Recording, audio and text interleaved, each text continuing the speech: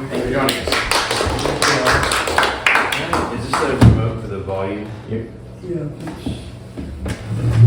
Awesome, thank you very much.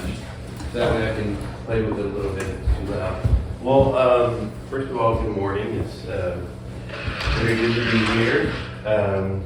You can see that I go by David K, and I go by David K because my last name is Constantopoulos. Isn't that awful? I've been called all kinds of stuff like Snuffleupagus, and Sure. I checked into a hotel in Louisiana. I said, hey, I've got a reservation for David Constantopoulos. Without missing a beat, the lady was like, David Expialidocious? I was like, no, but that was funny. I've been called like, I get Constantinople a lot, which makes sense. It's not Istanbul, Constantinople.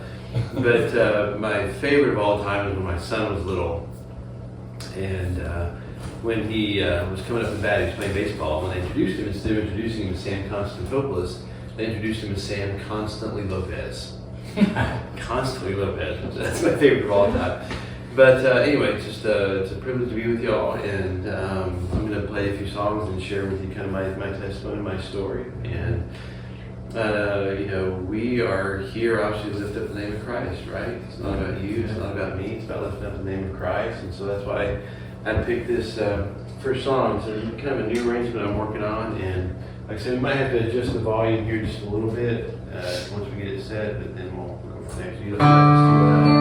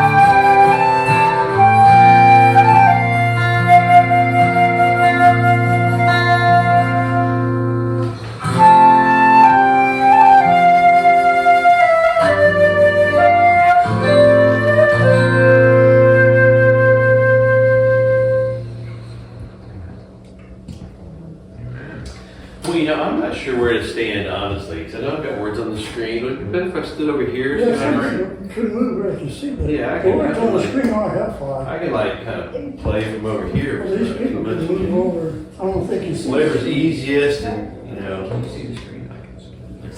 One's gonna move over. What's that? Shoots asked me about the cameras, but I think it's okay. What? Follow the flute guy. Let's go ready to go. Well, anyway, you know, I grew up a large part of my life in Tennessee. I don't know if I sound like I'm from the South. Most people tell me do I sound like I'm from the South? If I don't, the tip off will be you'll hear me say y'all. And I say y'all a lot, especially when I share my testimony. I'm going to say y'all just a bunch. So that'll be the kind of the dead giveaway. But you know, where I come from, when it comes to worship, for a lot of people, there's only one kind of music that'll do, and that's Southern gospel music. I don't know if you like Southern gospel music or not, but my mom taught me a long time ago that when you have company, sometimes you have to pretend to like things you really don't like. Well, I'm your company, so I'm counting on you very, very polite. I thought it'd be fun to do an old Southern gospel song called City of Gold. And it's written about that day when we finally get to be with our Savior.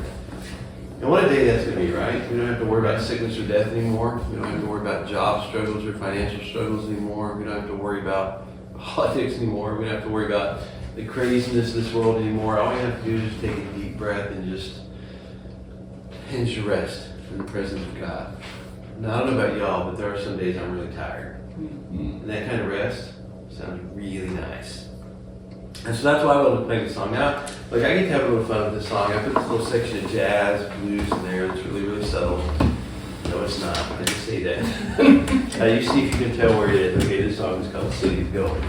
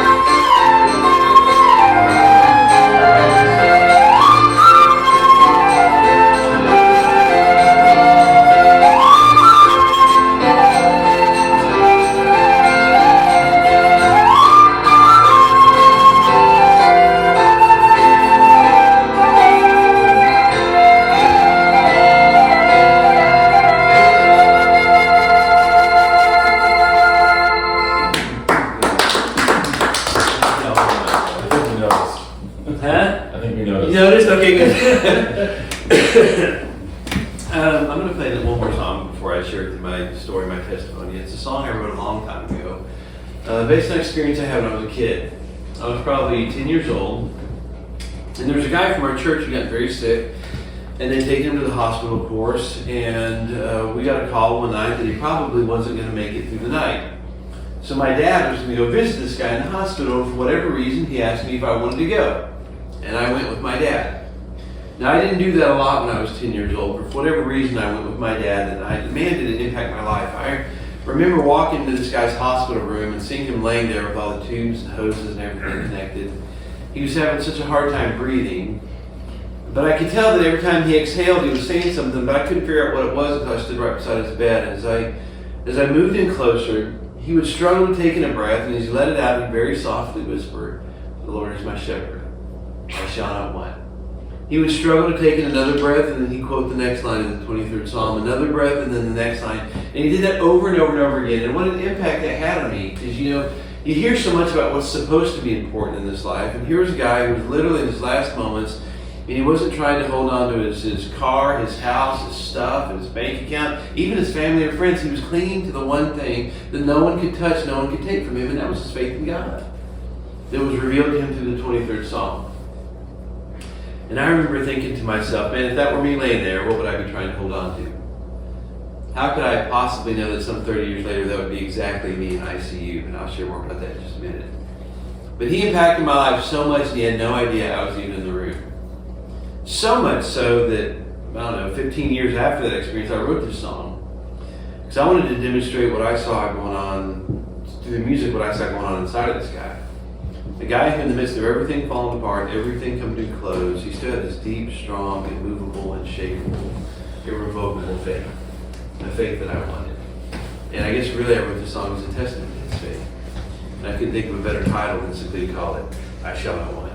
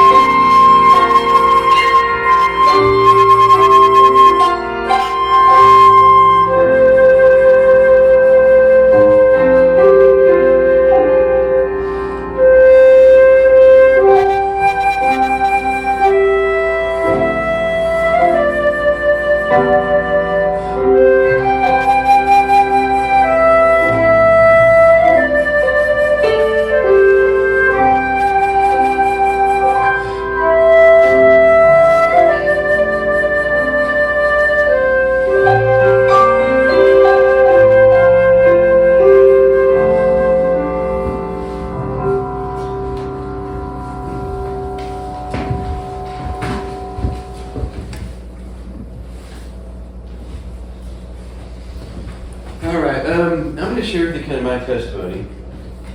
Actually, mine and my family's. They were all part of it. I'm going to talk a lot about faith. And it's really important to me that you understand that I'm not trying to pretend like I have all the answers or have it all figured out when it comes to faith, because I know exactly what it feels like to have my faith stretched razor thin. If I'm being very honest, I know exactly what it feels like to have my faith break and have to rely on the faith of those around me. That'll make more sense here in just a minute. You see before you 2 Corinthians 4:8. You see before you 2 Corinthians 4:8. And this is clearly a paraphrase, but I think it beautifully sums up the thought and intent of this particular verse. It says, we often suffer, but we're never crushed. Even when we don't know what to do, we never give up. Have you ever had a time in your life you were ready to throw up your hands and quit? Well, hopefully as people of faith, we don't give up, because we understand that we serve a God who is so much bigger than any difficulty or trouble or trial that we might face.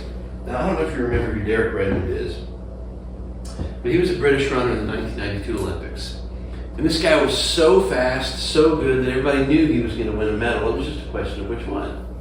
But as we know, life doesn't always turn out like we think it's going to turn out. Because if you remember, the next to the last race, as he was coming out of turn 2, just like that, everything changed, and he popped a hamstring. And he laid there on the track, tears just pouring down his face. Everybody else finished the race. The cameras eventually came back to Derek, who was laying there, and somehow he managed to get up. He started doing this little hobble step like this, right? And he did that all the way down the back stretch. And we got into the final turn, his dad came running out of the stands. And all the Olympic officials were like, man, you can't do that. And his dad was like, watch me. He put his arms around his son, and that's what they looked like when they crossed the finish line. And it was awesome. And when they crossed the finish line, man, the crowd just erupted in cheers. I was at home by myself in the living room, and I got so excited I was jumping up and down on the couch because it was just awesome. Now, it's very important to remember that he did not win anything. Right? He didn't even qualify for the next race. His dream was over. It was dead. I mean, think of the thousands and thousands of hours spent training for that moment. For nothing. Think of all the money that must have been spent. And tens of thousands upon tens of thousands of dollars spent training and traveling for that moment. It was for nothing. But he was determined to finish the race that he started. And because he did so, he inspired millions upon millions of people, me being one of them. And that's why I've told my story. Keep the faith. So what are we supposed to do when life gets hard? Well, in Hebrews chapter 11, there are some amazing stories of people of faith, and I'm going to talk about 3 very briefly, and then I'll share with you my story, that we can learn from. The first of those is Noah. Noah taught us about patience. That dude spent like 100 years building a boat with no rain in sight. What was life like for that dude?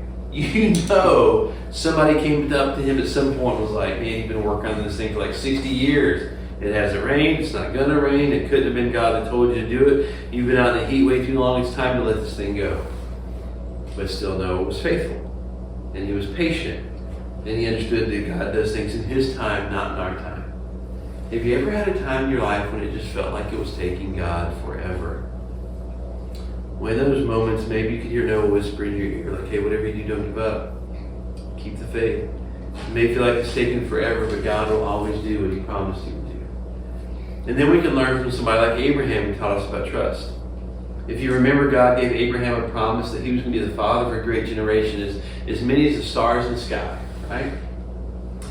And Abraham and Sarah, who were already advanced in age, finally had Isaac. That was the beginning of the promise fulfilled. Yay. But then as God often does, he throws a curveball.